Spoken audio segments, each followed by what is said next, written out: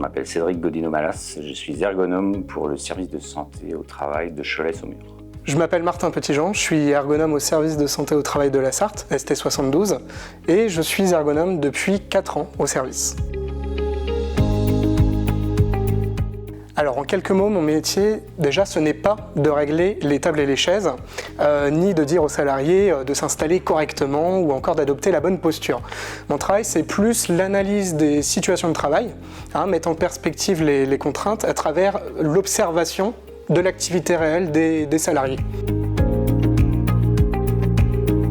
Il y a 2 missions principales qui sont soit l'amélioration des conditions de travail à un poste individuel, donc là ça va être réduire les TMS, réduire la charge mentale, ou adapter un poste pour une personne qui a des difficultés tant psychologiques que physiques. La deuxième mission, ça va être plus collectif, donc là ça va être l'aménagement d'un atelier ou d'un open space pour améliorer encore une fois la performance, améliorer les flux et puis prévenir les risques professionnels qu'il pourrait y avoir dans l'atelier.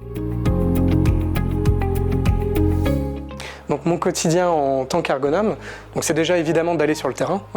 On ne fait pas d'études ergonomiques sans aller sur le terrain et voir de l'activité réelle de travail. Et après, évidemment, toutes ces observations, ça va nécessiter un certain temps d'analyse, puis de rédaction. La finalité étant de rédiger un support de présentation pour mettre justement en débat le travail des opérateurs, si possible avec la présence à la fois d'opérationnels mais aussi de décideurs. Une bonne expérience que j'ai eue, c'était avec un adhérent qui avait pour projet de transformer, de réorganiser son espace logistique. Donc avec lui, on a décidé de faire des simulations de l'activité de travail future pour justement voir quels éventuels problèmes, quelles éventuelles contraintes pouvaient survenir du fait de ce réaménagement. Donc plus concrètement, comment on a procédé avec l'adhérent? On a réalisé une maquette en carton-plume pour que ça nous serve justement de support de simulation. Et on a invité chaque salarié à jouer son propre rôle. Et ce qui a été très riche, c'est qu'on s'est vite rendu compte qu'il y avait beaucoup de contraintes qui ont pu être mises en évidence grâce à ce support de simulation et surtout à l'implication des salariés et aussi du responsable logistique.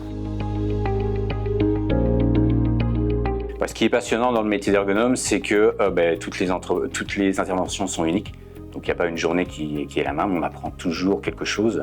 La deuxième chose, c'est qu'on crée du dialogue social et ça c'est vraiment génial. Et la dernière chose, c'est l'innovation.